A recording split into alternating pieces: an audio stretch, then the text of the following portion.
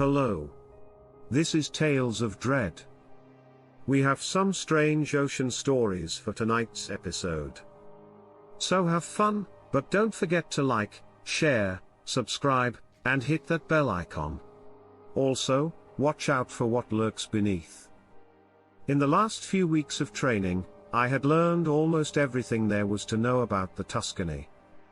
I could remember every dial, every readout on every knob and screen, and every little detail about the structure and quality of the personal submarines. Craftsmanship has always amazed me. This little beast was an amazing piece of engineering. It was made with such care that the equipment as a whole could handle more water pressure than the sea could at any depth that could be reached. It was my own Apollo 11, my Pegasus, and my Trojan horse. And inside this layered syntactic foam, I would follow the ballasts to the unneeded and unexplored depths of the Higgins Moor. I started the separation sequence, and the deep diver drifted away from the escort and went under the surface of the Pacific Ocean with silence, grace, and a few knots of speed. Then I was tucked into a whole new world, even though it was one I had been to before.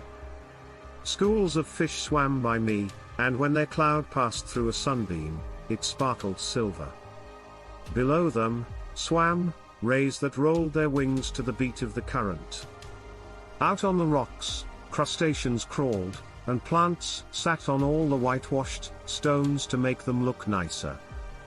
They looked like Christmas decorations, but I had to be somewhere, and the oxygen tank was a demanding clock. So I drove right past the old reef and into open water, where I couldn't see the bottom of the sea for many, many miles. But the Mar Reuben said it was 50,000 feet down. It means a whole lot deeper in the Challenger abyss. He agreed with you. Are you prepared to change the past? Was I? I thought I was ready for this dive by myself, but I wasn't. It was the result of a lifetime of work and study in the field, and it had been on my mind for so long that I often dreamed about it, wondering what I'd find at the bottom, what it would mean, and what kind of monsters might be angry that I was there. No. I pushed that thought out of my mind. In that way, Tuscany was all the safety I needed. It didn't have a big hole, but it did have cutting-edge technology, and that was enough to stand up to enough water pressure to crush bones under skin and inches of steel. What kind of animal had jaws that were stronger than the ocean itself? So I pushed down on the thrusters. I went like a bullet to the pitch too, as much as I did the depth meter. The 100-foot and 200-foot. Sharks, turtles, and countless fish swam by me at 300 feet, 500 feet, 700 feet, 1,000 feet, and 1,250. The height of the Empire State Building if you turn it around. As 2025 went on, the sun was having a hard time getting through to the other side. Where the light no longer shines, and as soon as I used up all the light I had, the lights of Tuscany shone up and down. I stayed going down for hours.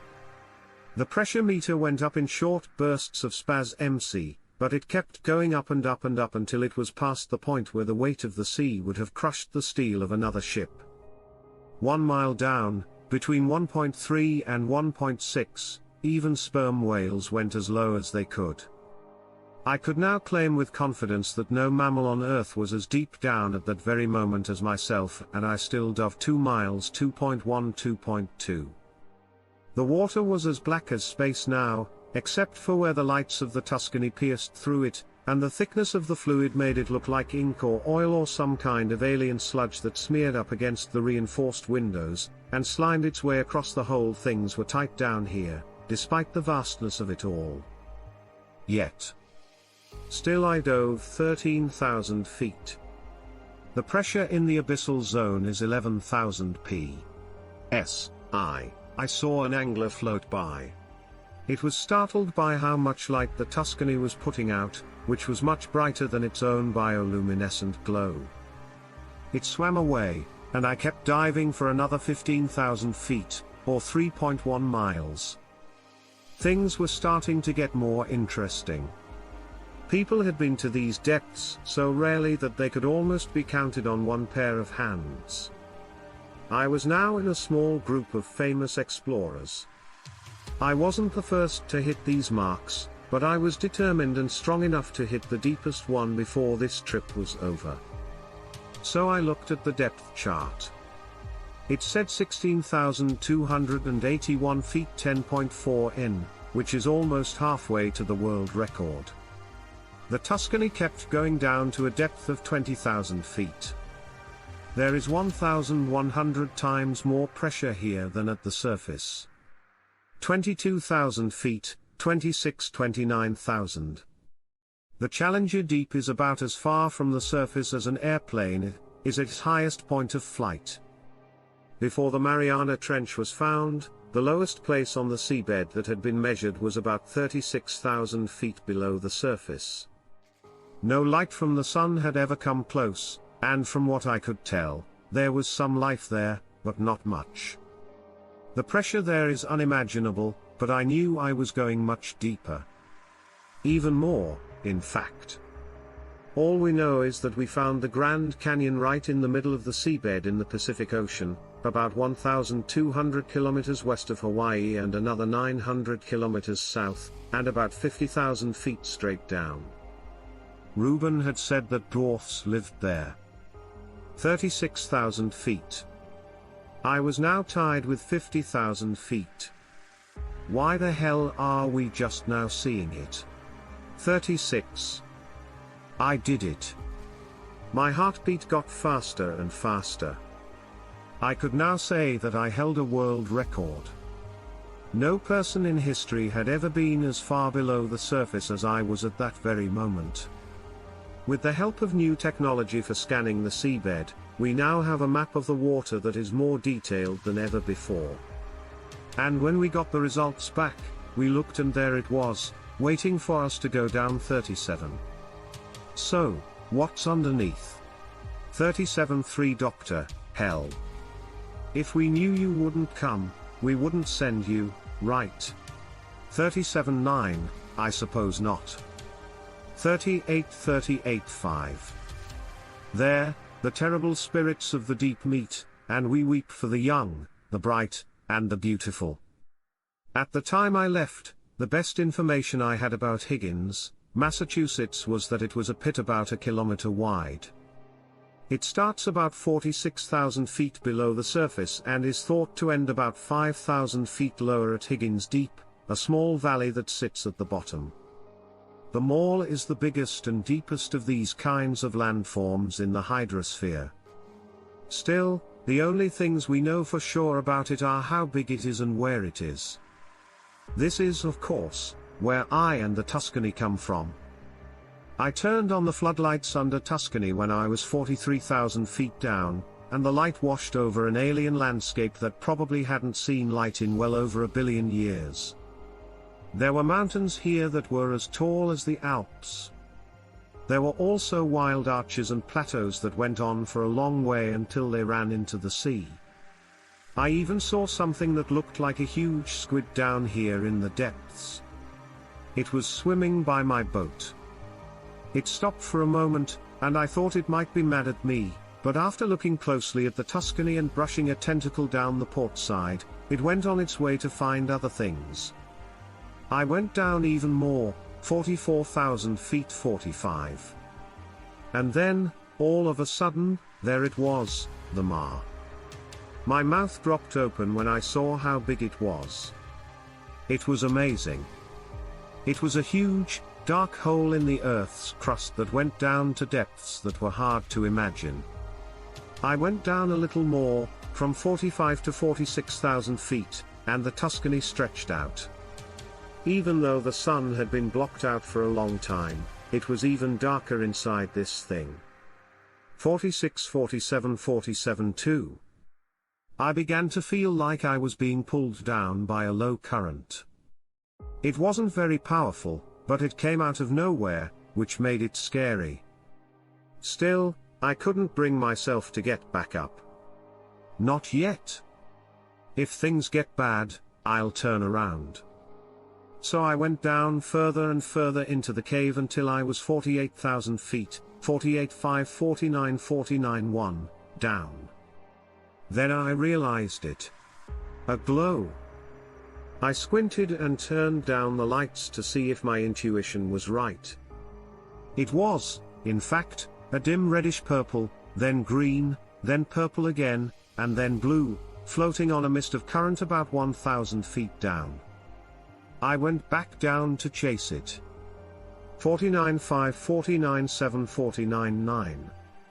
Whatever it was, the glow was getting stronger, bigger, and brighter. Soon, it covered the whole path ahead of them. I turned down the underlights of the Tuscany to their lowest setting. From 50,000 feet up, I could see that the glow wasn't coming from directly below me, but from the left and around a wide corner. This cave is not a hole in the ground. And sure enough, the whole thing hit rock bottom here and then started to get bigger to the left. Holy God! It was a cavern chamber that was at least a kilometer tall, wide, and deep. Even though there were thousands of floating bioluminescent pods that flashed purple, green, blue, and red and dimmed in the center, the room was still dark because it was so big. I got to know Tuscany better, and her cameras brought it to life in a calm way. The worried sailors sleep under their own blue sea. The ocean is quiet and clean, so the Tsar blesses it. When the pods fell into the water behind the ship, the cave got even darker. But there was more to see than just rocks here. Tuscany? About a quarter of an hour after entering the chamber, a strange rope-like plant of an impossible size floated by. It seemed to stretch almost to the top of the cave and got wider at the bottom, but the darkness made it hard to see. I went inside the submarine to look at it more closely, and I turned on all of its lights. My heart started to pound. It had suction cups on it, and each one was as big as the Tuscany. They came and pulsed up and down the whole length of what was now clear to be a tentacle and a panic. I tried to move Tuscany away from the thing by pushing her back, but when I tried to turn her around, the base of the hole hit the beast and stuck to one of the cups. I gave the thrusters a lot of power, and I could hear a wet ripping sound as the machine tore itself away from the cup. The tentacle came to life, though. It blew in from the outside, hit the walls of the cave, and pushed itself up against the ceiling. Then it fell down far below where darkness covered the floor. Baby, step it up. I hit the thrusters again, and the Tuscany shot back through the darkness and toward the pods. I hoped that the pod's lights would give me a chance to turn off the ship's lights and get away, if I were lucky. But very soon, I start to hear and feel something unmistakably and indescribably huge rolling across the chamber's floor. It rumbled, thundered, shook, and shook again. Soon, clouds of dirt and rock flew up from the black pitch and covered the view ahead. I could hear boulders hit the ceiling of the cave before sinking back to where they came from. Fuck. The sound went through the whole cave at once. My eardrums almost burst, and they probably would have if the walls of the Tuscany hadn't muffled the sound of the explosion. The submarine also shook, but she held together well enough for me to fly past the floating pods, some of which were now on their sides and rolling, and back to the opening of the tunnel that would take me back out into the open. The Tuscany bent and rolled when it hit something. I realized that the tentacle had shot up from the ground and hit the bottom of the ship, between her ballasts. Luckily, it hit the ship hard enough to knock it up and into the tunnel. I hit with Tuscany and was able to get back some control. I pushed the thrusters into the turn and up again. Now we're back in the maw. Then I started going up 52,000 feet. 51.5, 51. Come on, baby, come on. Don't let me down now, and don't get fucked up now. 50.5, 50, 49.9, 49.6. Tuscany climbed up quickly, and she did it the whole time. I could feel the pit walls and the tentacles rumbling as they chased each other. It crashed into the tunnel and whipped and thrashed around inside.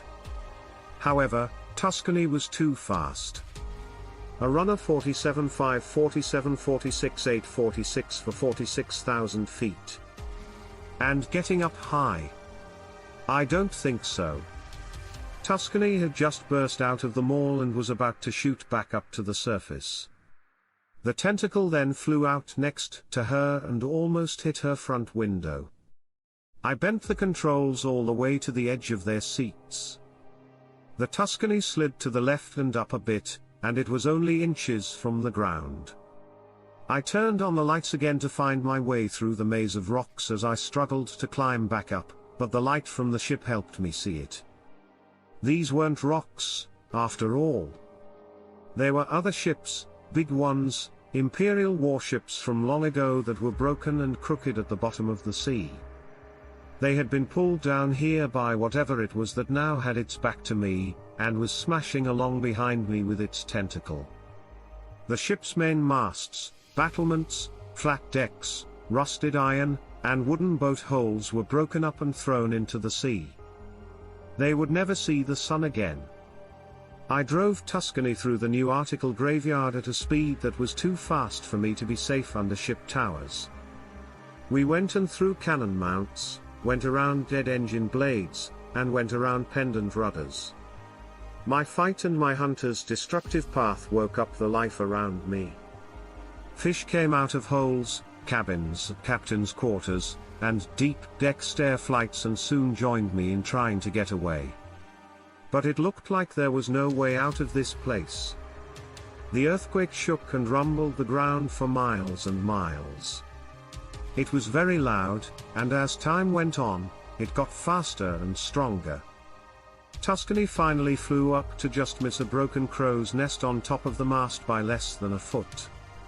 She then used that directed momentum to put as much distance between me and the seabed and herself as her thrusters would let her do without breaking. The depth chart started to go up between 45,945 and 45,000 feet. 44.8.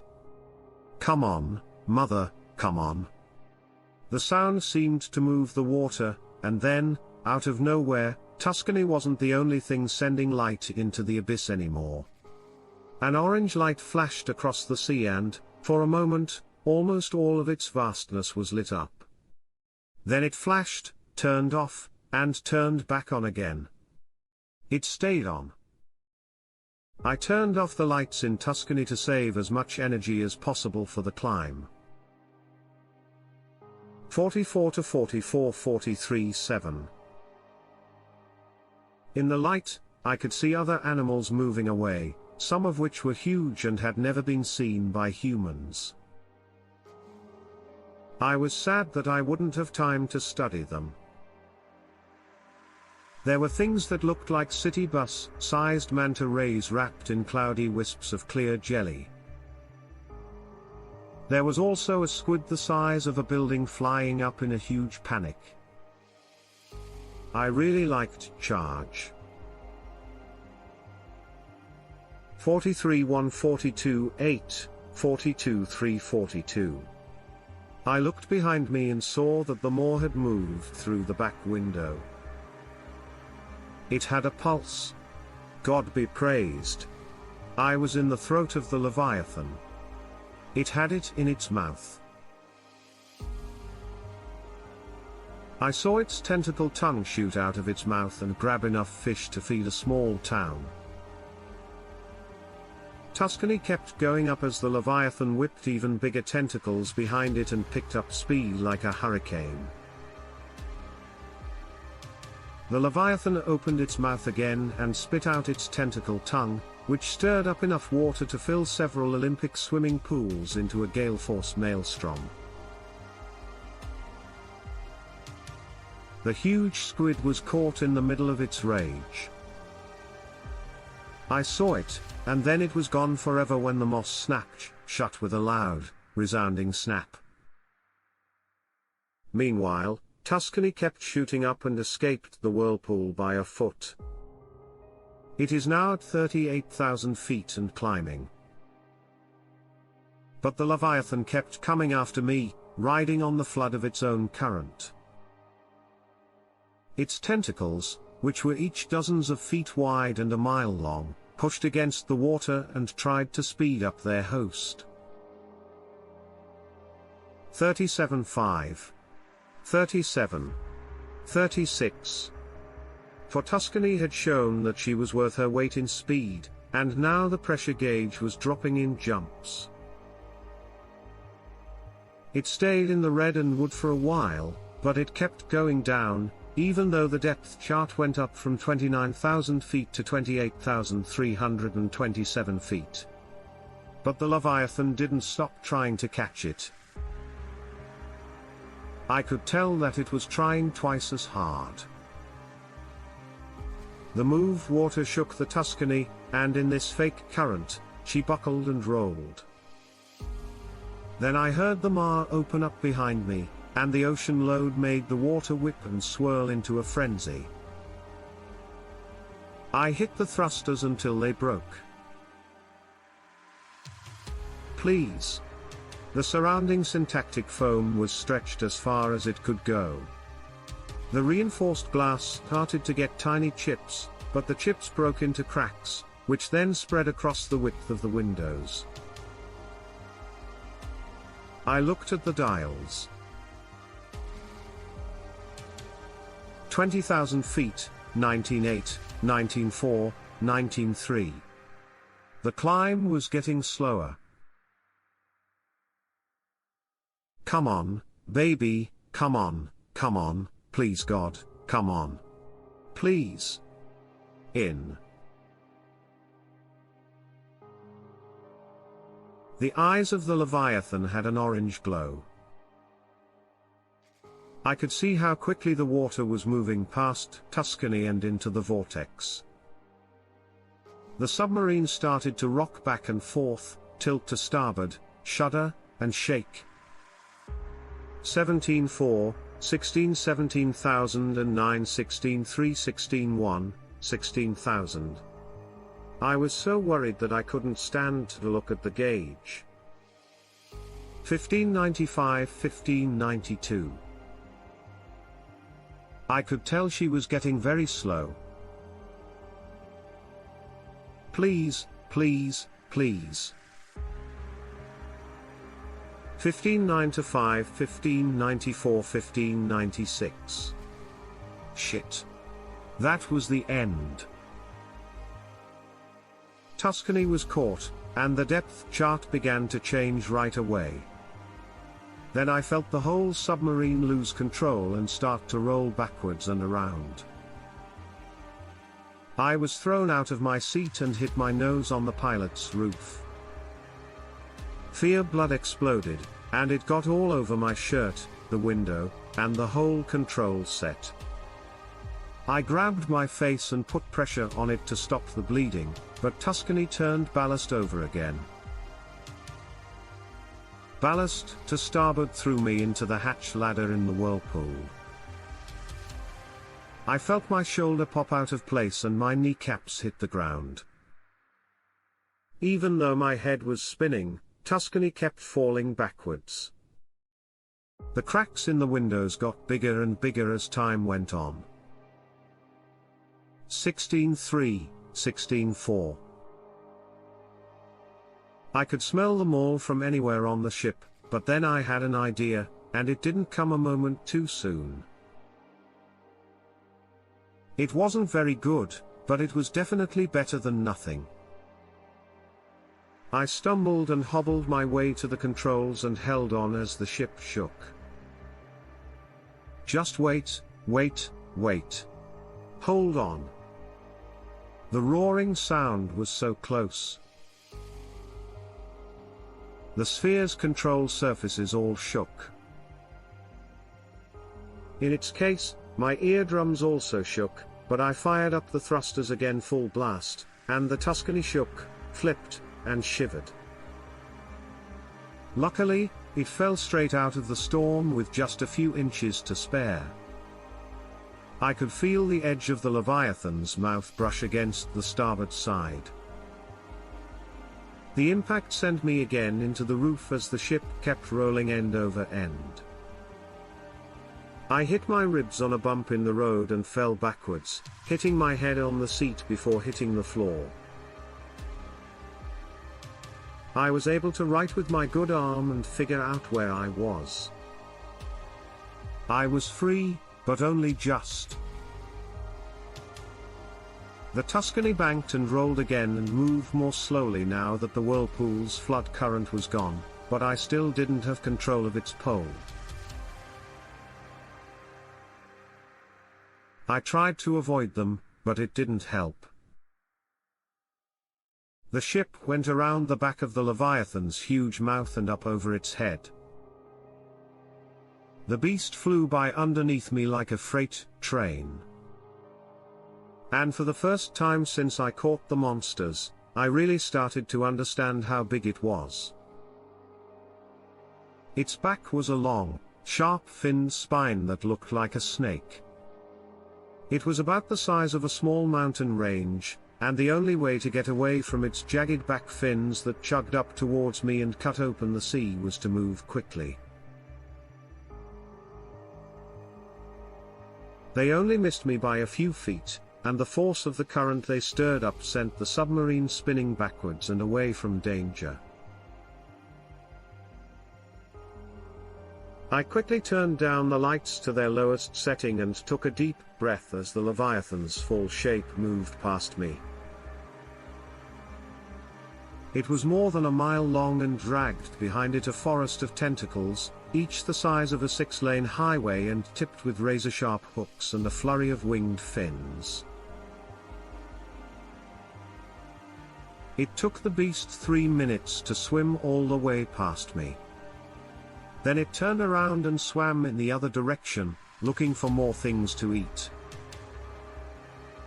It soon turned into a shadow, and then it was gone.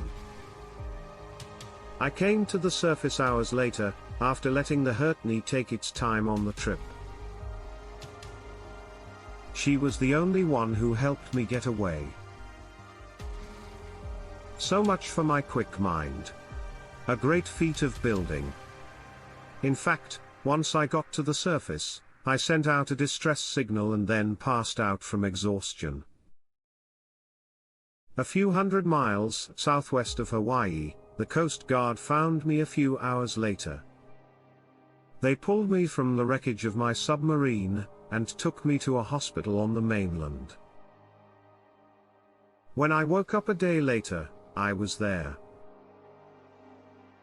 As I was getting better, I heard a few people talking about how there had been a lot of earthquakes near where I had been, and how the whole ocean floor had moved and changed shape. But I couldn't care less. I told the jerks everything I knew, and now they have the Tuscany and all the written proof. And now you have this story in writing. Now that everyone has this information, it's up to them what they do with it. All I know is that I won't be diving again anytime soon.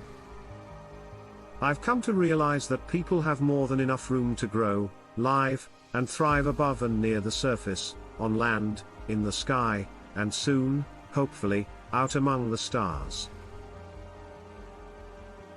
But there are things in the sea that own the deep, and maybe it's best to leave them alone. The USS District of Columbia released its cargo, a 2-person stealth sub from the Eisenhower class called Agincourt. I was a navigator on it with engineer level, and once it was free, it slipped away into the Pacific and started to break away from its escort. The water was a mess. There were broken pieces of boats and dead fish floating in the water. Since the Leviathan woke up a few months ago, it has been estimated that it has messed up over 400 trillion cubic tons of water and all the life in it.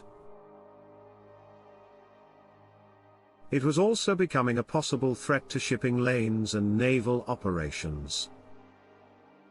It has been called a severe threat to national security for these and other reasons. So, the Navy built the Agincourt based on the plans for the Tuscany, and Lovell and I were chosen to run it. And then told us to find the Leviathan, and bring it up from the deep so that the District of Columbia could kill it quickly without putting herself in danger. After we went into the water, there was nothing but quiet and the huge mass of the District of Columbia following us for a few hours. But even that disappeared into the sea. When it did, Lovell and I were alone in the middle of the ocean, so he came down the hatch ladder from the operations center and joined me in the sphere for a moment. So you, Latner, are the nav? How are you going to find it in the middle of the ocean? I said back. I already know where it is. Do you see? I pointed up at a long strip of water in the ocean that was moving north and went on for miles. We've been keeping an eye on it for a while. Lovell pursed his lips because he didn't know there was such a big breeze out here. I said there wasn't one until early this morning, when I heard that the Leviathan had come down this way a few hours ago and left this for the two of us. Then we'll definitely thank it. How long until we finally get to see it? Not long. Those fish are so cool. I pointed to a group of things and asked, "Have you ever seen anything like that?" He gave a head shake. They looked scared, and there's a reason they're swimming towards us. Closer, we get more. We'll see. What started out as a single group of fish quickly grew into a few, and then the seaside retreat exploded in size and number into a huge, roiling cloud of life. All in a tizzy and trying to swim south against the riptide like birds trying to get away from a storm cloud or the start of winter. We didn't say a word to each other until the crowd broke up and Court was once again floating in the open and quiet. See? Then I stopped the ship in Court, and Lovell said, "Holy God." In front of us, not more than 2 miles away, was a huge, still mass of shadow that was so big that not even all of its edges could be seen. It was the Leviathan. Blue whales and dinosaurs were nothing compared to this huge mountainous thing that was as flat as it was high. I sat down and looked at it. The first thing it did was turn away into the depths behind it. Then it dove down quickly. When we did this, the outline of its full shape came into view, and the sight of it made us gasp for air. We couldn't say anything at the time, even if we knew what to say. Instead, we just looked out of the thing and tried as best we could to understand how big and wide it was. People said it was as long as an enormous, slithering serpent whose tail broke into 1,000 other tails that floated, curled, and dragged behind it and fell far into the darkness. But it was a whole different thing to see it in person. Before you say anything else to me, Lovell ran back to the ladder and climbed up to the operations room. I heard him say, "This is Lieutenant Level," as he reached the top. "We're giving chase to the Leviathan because we found it at 33.934 by -53.457. But it moves quickly and goes down. Look at the riptide and tell the district to follow our mark, but wait to act until we've brought it back up to you." As he talked, I turned up the thrusters and followed the moving shadow into the deep 12 knots of speed.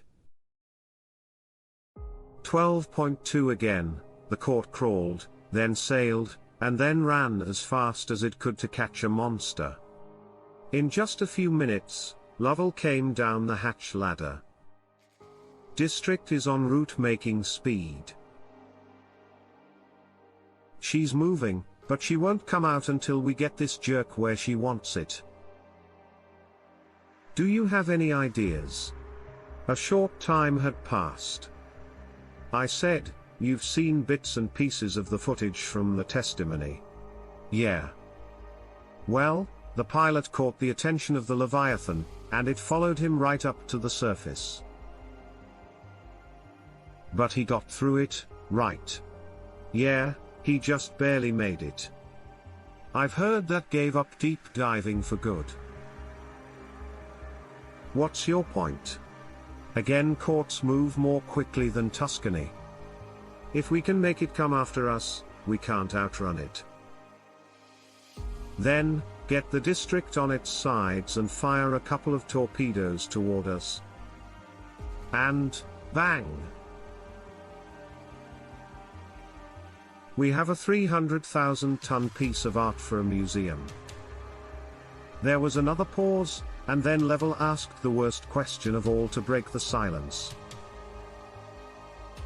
"You saw how big that thing is, and what a district can't even make a dent in it. So, I guess we'll have to find another way to get home." The Agincourt filled up her ballasts and followed the Leviathan down into the depths of the Pacific Ocean. When the water stopped, the sunbeams were at the gate. Soon, we could no longer see anything at all.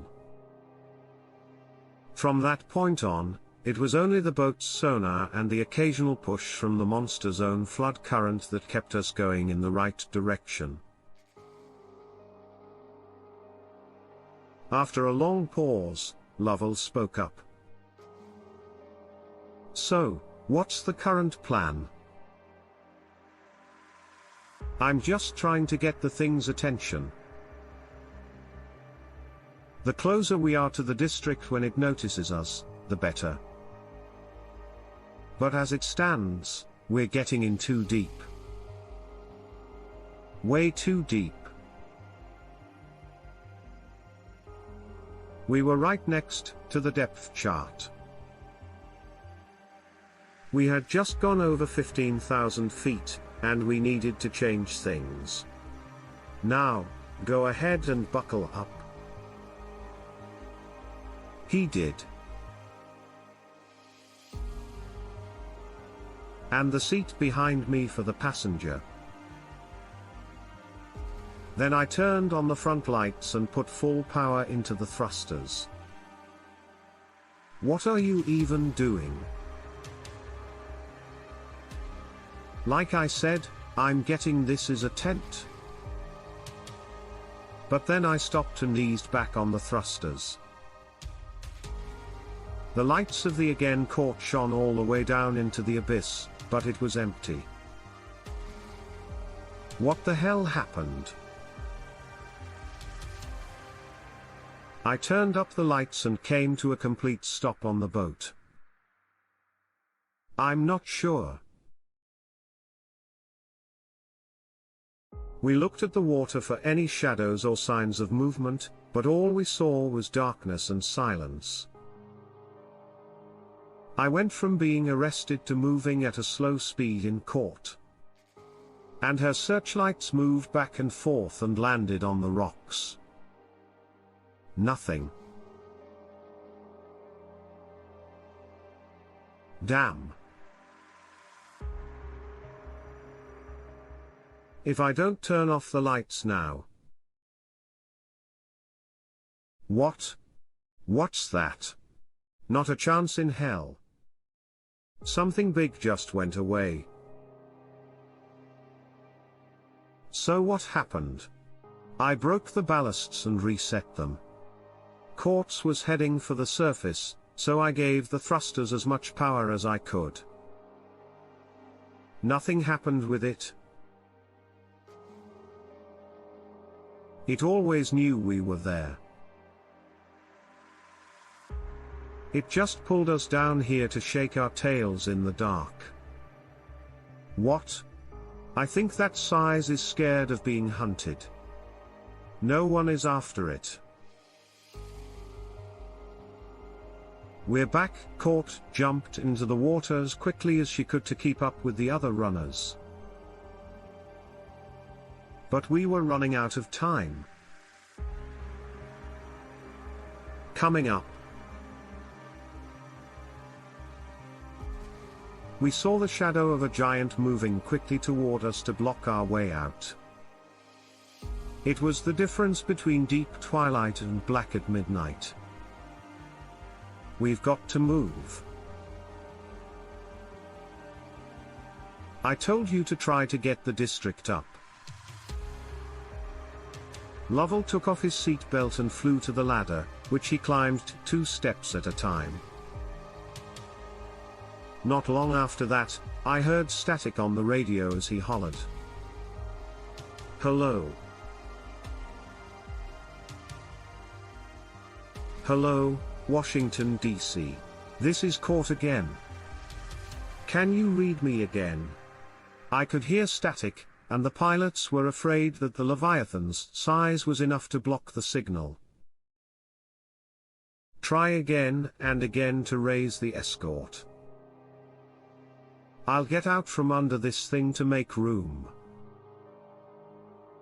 Hello. Hello. City of Washington, this is the level of lieutenant in the court. Could you please read me again? Court hard banked to her starboard side, and I gave her all her speed to get away. Flat. 17 knots, 17.3, 17.5, 17.7. I looked up the shadow body of the Leviathan, which was the whole seabed. We still ran. Hello. Hello. This is the USS Agincourt, and it is in Washington, D.C. Are you able to hear me? More static, 19 knots, 19 to 19.4. The Agincourt was already going faster than most ships. But the shadow above us hadn't even tried hard to keep us inside the boundary. Its source was so big. 21 knots. This is called Agincourt in the District of Columbia. Can you read over my answer? Still. Nothing. 21:9, 22:2. I saw the sky. The shadow was hazy and hard to make out, but I could see the huge tentacles of the monster alien forest, which wrapped and curled and spread out in all directions even though nothing moved. It looked like a black star seen through a warped lens of time, but it was moving away from us again. Court was much better than speed. 23:5. Good morning, District of Columbia, this is the level of lieutenant in the court. Still, can you read? I heard static, but there were short bursts of sound that were just loud enough to be heard. We were quickly getting out of danger. 25 knots. 25-3. It was almost too fast. Hello? The District of Columbia? This is caught again. Do you reread? Can you hear me at all? I looked back over my shoulder and then up. 25-8, 25-9. 26 knots. Fuck. After all, the Leviathan wasn't coming after us. Instead, it was going back up. I turned on all the lights and thrusters on again, caught and blew her ballasts. We started to go up. What? What's that? How about the radio? None yet. Why? Does Leviathan not follow us? It's rising. When it gets close, good district will hit it. It won't even come close. It will come right up under the boat. Sub can't use its weapons from that far away. There was a short break at 23 knots. When we went up, we lost speed. 23-1. My God. My God, move, move, move, damn it, move. Just take us to the top. Keep trying to get the ship up. 25.4 knots. 25-7. The Leviathan's huge shadow was moving up into the brighter waters, and I could see its tentacles lining up as it moved faster. Hello. Hello, Washington, D.C. Here you see again caught. Can you look me over? Answer. Answer 27.3 knots, about 3,000 feet below the surface. To the depth of the district's test again. Court kept going up, and as she did, the water started to get clearer. The pressure gauge started to go down, and the Leviathan, which was swimming quickly above and to the left of us, became clearer. Only then did I really get it. Even if the fight was unfair, District of Columbia had no chance because this beast could not be stopped. Hello. Hi District of Columbia, it's caught again. Can you tell me how deep the escort's test depth is? Over 1,500 feet. Hi, this is the District of Columbia. Uber removed. Listen to me, Level said, listen to me and sign. We want you to know that we do not have the Leviathan with us. I repeat. We are not traveling with the Leviathan. It got between us and is going to the coordinates I gave earlier. If they are there, you have to back up right away. Do you copy? Ready to go. 1,000 feet 807.50. Putting the listed coordinates together 3.4 by -150.45, based on the weight of the package, the District of Columbia. Do you copy? This is the level of the USS Agincourt, Lieutenant. Is anyone there? My heartbeat made my throat tighten. I recognized that noise. From the Tuscany tapes, The roar of the Leviathan. It was clear that the beast could no longer be sneaky, which could only mean one thing. Jesus, I can't believe Laval joined me in the pilot sphere. How the hell did that happen? It's too late now. It's like that. We've missed it. And we were, even though, before I stopped it completely, Court's speed current swept us up and brought us closer. It was an end. With a view, but a terrible and hopeless one. We saw the Leviathan's mountainous back and its big mouth, which was protected by a wall of its writhing tentacles, and took a series of torpedoes from the escort sub.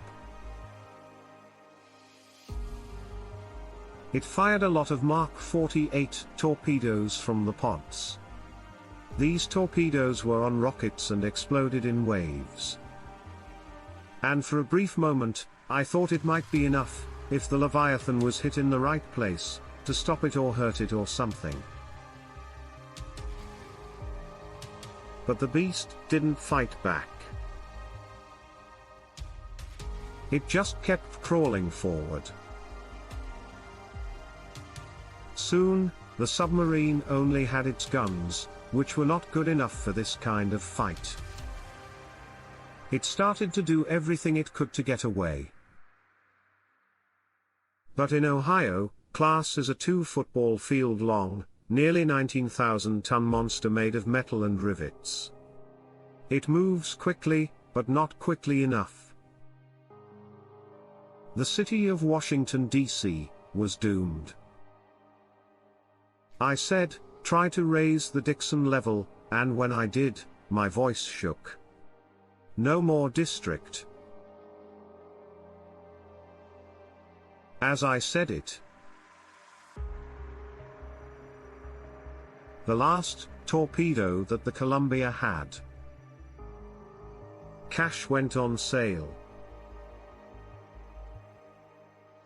It moved quickly through the water, leaving behind a skipping, sputtering wake. When it hit a tentacle, it exploded very loudly, but to no avail. Then, after a moment of silence, the Leviathan spread out its tentacles, which blocked the last rays of sunlight at dusk. The tentacles swirled, curled, and wrapped their vastness around the district's hulk. The boat was no longer there. Damn it! I quickly pulled the Andor string away from the feast. 20 knots, 20.1, 20.4. Hello, USS Dixon, do you read? This is again the level of Lieutenant. Court, answer in more than 22 knots. Hello. Hello, Dixon. Again, this is the USS. Court about getting picked up. Do you reread? I heard a rumbling and felt the water behind us shake and move a lot. Again, Court gave in and went over. I looked behind me 23-5. Hey, Dixon, this is the AG in Court. Do you make copies of 23? God. The Leviathan had finished eating and was turning around. With just its tentacles, it made a riptide flood. Afterward, God be praised. That was the mouth. It was really, really, really, really, really big. A canyon that opens up and a mouth at the same time. What in the hell is it? 24.1 knots per hour. 24.6. Hello again. Caught. This is the USS Dixon answering a call for help. Where are you going? When the Leviathan opened its eyes, a sudden orange light filled Agincourt. Fuck Lovell. Dixon, wait, what? 26 knots, stop picking up? What? Why? 26-3 Caesars. Tell Dixon to find a safe place. We'll try to shake this thing up at the next meeting. 26-8-27. Dixon, do you write clearly and loudly in court?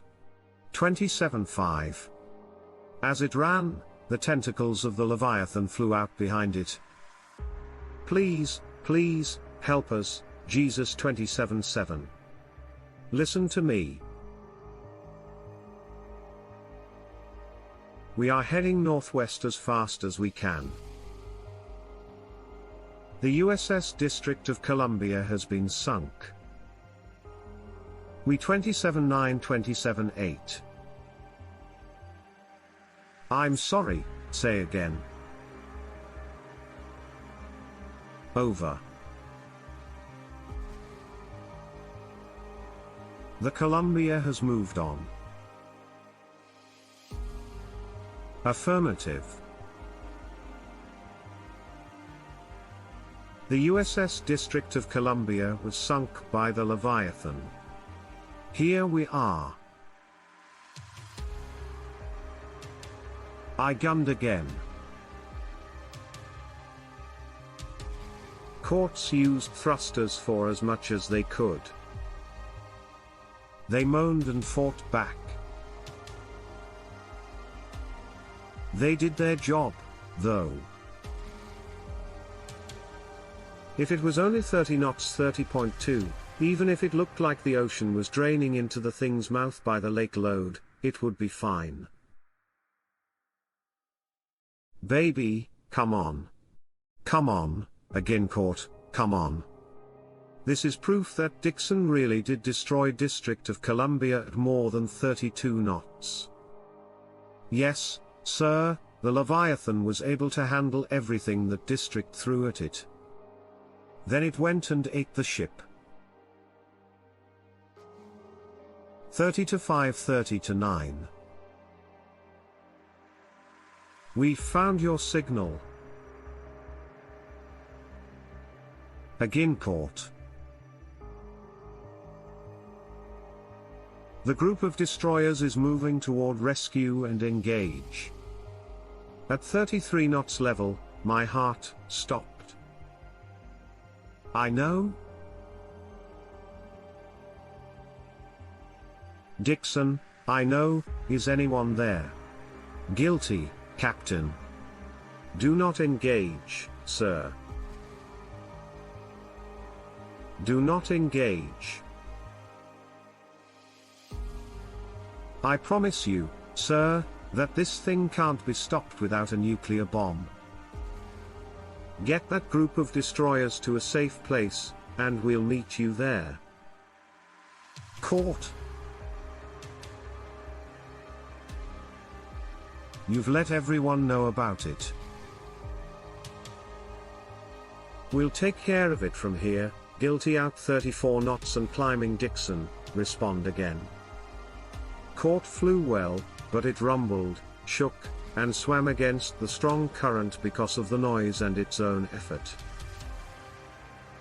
34-7, 35.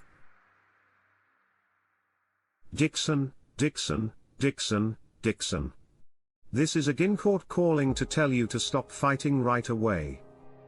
Damn it. The Leviathan was getting closer, but it wasn't clear and didn't matter if that meant it was moving quickly or just making the sea yawn. what I knew and what I cared about. Reverses was the fact that Agincourt couldn't get away from her hunter, even though she was trying very hard to do so. Time and all the odds were against them. A race took place. We were losing 36 knots, or 36-1 Dixon, this is caught again. I want you psychopaths to answer me. Disengage every dial, needle, stick, and lever shook in their places. My eardrums shook, and I could hear Level yelling in anger and hitting the side of the control desk with a wrench from upstairs. 37 knots 37-3. The closer we got to the Leviathan, the faster we had to go just to stay alive. It was like being caught on the edge of an event horizon by the pull of gravity. One mistake. Would one mistake be enough to kill us all? I started to see the mall's shadow come back over the ship. The court was almost full at 39 knots, but it wasn't enough. Agincourt. Dixon stopped when he heard the static and said, "Don't turn it on." Again, the Leviathan's size got in the way of our signal, and there was nothing we could do about it. The water rushed into the mouth, and Agincourt went in tumbling helplessly and desperately, with its thrusters flaring with all their strength of arms and all their force, Latner said. Are we the force of the explosion from an anti-submarine ship-to-ship missile, undoubtedly, spread through the sea and seemed to set the whole ocean on fire? The Dixon had gotten there. When there was another explosion, it shook our ship to its core, and the Leviathan changed its path to the surface with demonic speed, only a few hundred feet behind us. As it moved under the sea, we could feel how big it was. Waves were sent out that surrounded and swallowed the Agincourt, sending it tumbling from ballast to ballast and leaving it almost on its back in the water before it turned around again. Lovell, the bombs were getting closer. Don't they realize we're here? I'm not sure. With the radio signal, they might have lost our signal. What's the meaning of that? It means they think we are dead. Can you try again to bring them up? I'm not sure. There was a huge flash of light, and then the force of the latest depth bomb washed into the sea, through the Agincourt's battered hull, and into her cabin. Even though I tried to stay calm, it threw me off. My ears rang and told me something. There was nothing else but that ringing, and the ship buckled, rolled, groaned, shuddered, and shook. The lights flickered, the alarm blared, and the red panels flashed. I unbuckled myself from the chair that had fallen over, shakily got to my feet, and stumbled to the controls. The explosions were the same distance away as the last one, but now it was hard for my ears to hear them properly. It was hard to hear anything. My head and vision were both shaking. I messed around with the controls and found that half of them didn't work and others were blaring Lovell. Lovell. I heard myself say. Can you raise the Dixon Lavelle? I couldn't figure out how to use the controls, dials, readouts, and panels because they were all turned off. I tried to make the thrusters go faster, but all I could hear was the control clicking. And Lovell, you're there. I could hear my own heartbeat more than I could hear the battle, and as the shock wore off, it was replaced by something much worse, fear, Lovell. When I looked up after running from the control set to the hatch letter, a drop of water hit me in the eye. Then there were more. As soon as my hand reached the top rung, I began to climb. It slipped because of the fluid, but I tightened my grip and pulled myself up into the operations center below the hatch, Lovell. No answer came back. There was no answer. Level, of course. Was sitting at an odd angle against the far wall with his eyes still closed. A bit of blood ran from his right ear down to his shoulder, where it was washed away by a steady trickle of seawater from the bent hatch, which turned into a stream, which turned into several. The lights went out and on again. I got to my friend and got down on my knees next to him in the water. "Hey, buddy. Hey, are you listening?" I only heard the tiniest, quietest whimper, but it was lost in the noise of other things. The beast's roar came quickly, followed by a sound that was even scarier. I could hear water running from below. When I looked over the edge, I could see the ocean rising up inside the pilot's sphere. But I can only see it because a sunbeam came through the hatch and lit it up. I went and got a wrench, love. So, we're at the top now. I can see the sun, and it's right there, buddy. That's home? Just chill out? Okay. I went up 2 more rungs of the ladder and swung the wrench at the hatch. It bent up just a little, so I swung again and made an inch of progress. The water came up to the edge of the door to the operations room. Lovell cried out. "Keep going, buddy, okay."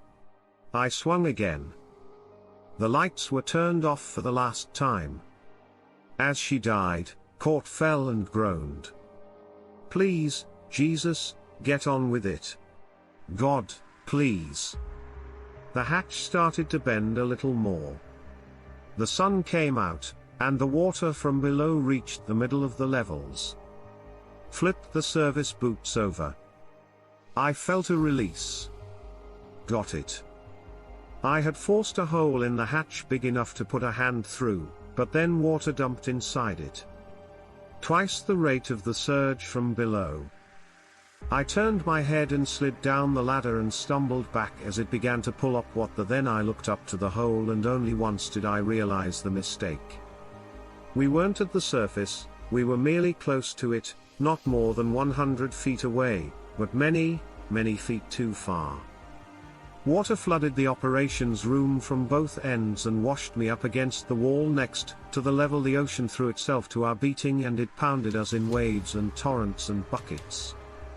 I couldn't breathe for seconds at a time, but I grabbed Level's hand and he squeezed with all the strength that he had, just enough to bend his fingertips around the side of my palm, and then we began to float up to the ceiling.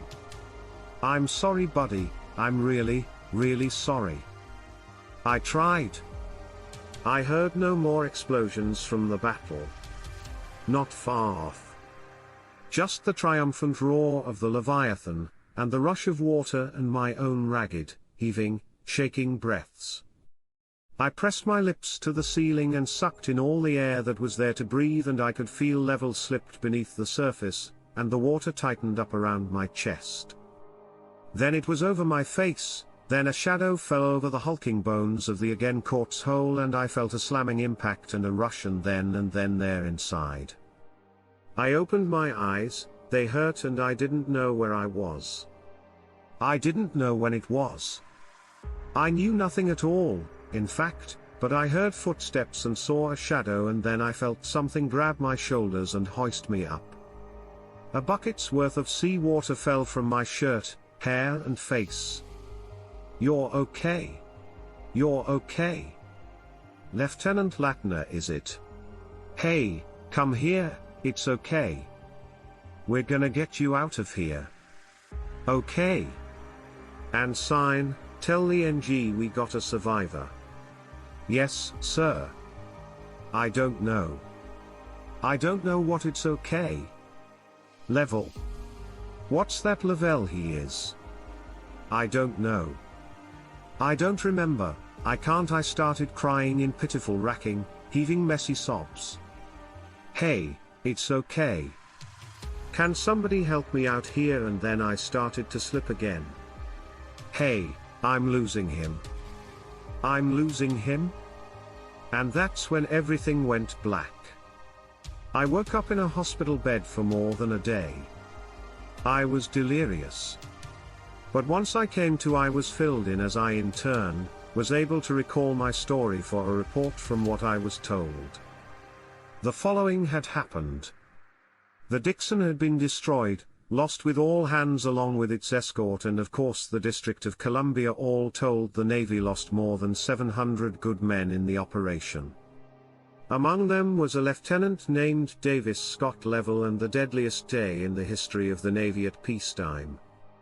But I learned something else as well, based on the impact mark alongside the again quartz-wrecked hole. It is evident that after feasting on the Dixon, the Leviathan hit a Gincourt and knocked her clear to the surface, where another ship, the Arleigh Burke destroyer, found her rolling in the surf with a broken hatch. The Navy will undoubtedly make an effort to cover up this story and explain away their losses as a disastrous training failure. But I'll have no part of that nor any further efforts to hunt down that Leviathan. No, this story needs to be told for those men lost and for the Level surely. And for you, like the pilot of the Tuscany before me. I've accepted the fact that this thing down there should not be disturbed, and neither should its home, for the love of God himself, to not venture into the deep, deep pit of the wild Pacific for all our sakes.